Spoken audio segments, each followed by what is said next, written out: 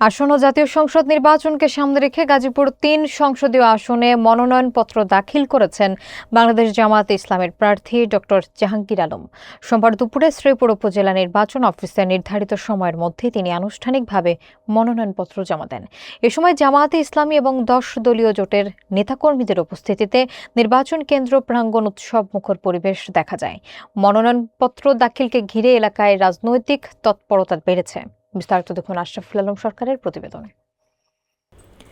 গাজীপুর ৩ সংসদীয় আসনে বাংলাদেশ জামায়াতে ইসলামীর প্রার্থী হিসেবে মনোনয়নপত্র জমা দিয়েছেন ডক্টর জাহাঙ্গীর আলম।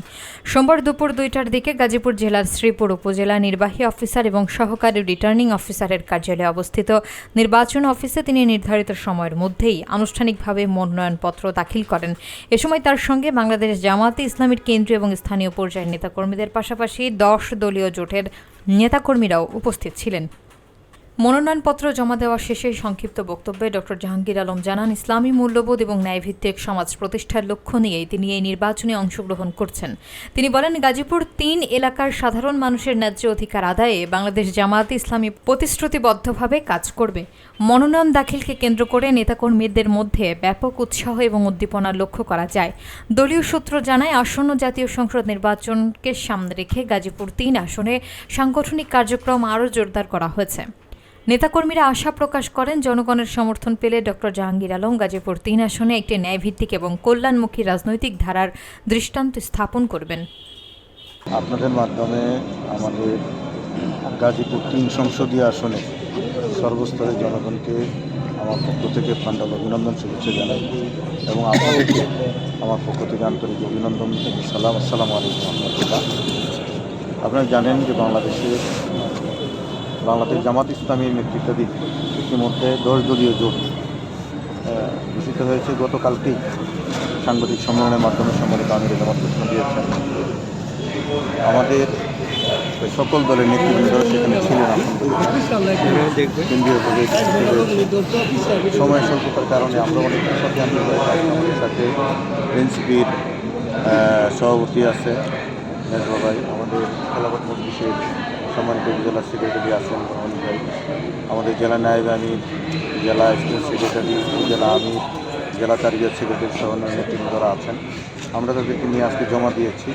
আমরা মনে করি বাংলাদেশে আধিপত্যবাদ বিরোধী যে ঐক্য গড়ে উঠেছে, সেই ঐক্যকে ধারণ করে আমরা আগামীতে এদেশে একটি সুন্দর সুষ্ঠু নির্বাচনের মাধ্যমে এদেশের মানুষের মুক্তির জন্য একটা ন্যায় ইনসাফ ভিত্তিক কল্যাণ রাষ্ট্র প্রতিষ্ঠার জন্য আমরা চেষ্টা করে যাব এবং আমি বিশ্বাস করি জাতি এ ব্যাপারে ঐক্যবদ্ধ আছে। আমরা বাংলাদেশের যে কোনো সময়ের চেয়ে একটা শক্তিশালী জোট নিয়ে আমরা আগামীতে সামনে করব।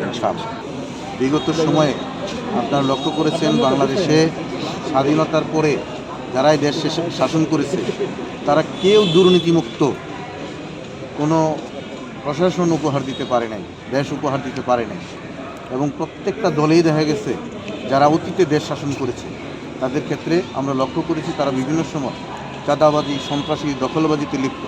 বাংলাদেশ জামাত ইসলামী ক্ষমতায় না গেলেও ক্ষমতার অংশীদার ছিল, এদেশের রাজনীতি অঙ্গনে ছিল। তাদের ইতিহাসে, বাংলাদেশ জামাত ইসলামের ইতিহাসে ১ টাকার চাঁদাবাজির কোনো ইতিহাস কোথাও খুঁজে পাওয়া যাবে না ইনশাআল্লাহ। কোনো দখলবাজি, সন্ত্রাসীর ইতিহাস জামাত ইসলামী নাই এবং এদেশের মানুষ চায় সুখী শান্তিতে থাকতে, চাঁদাবাজ মুক্ত, সন্ত্রাস মুক্ত একটি সুন্দর দেশ তারা চায়, সুন্দর পরিবেশ চায়, একটা মানবিক দেশ তারা চায়।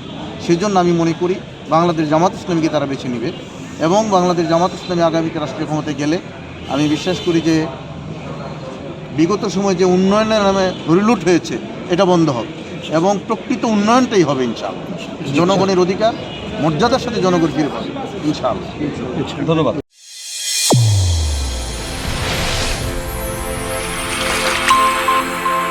চ্যানেল A1 হৃদয়ের স্পন্দন।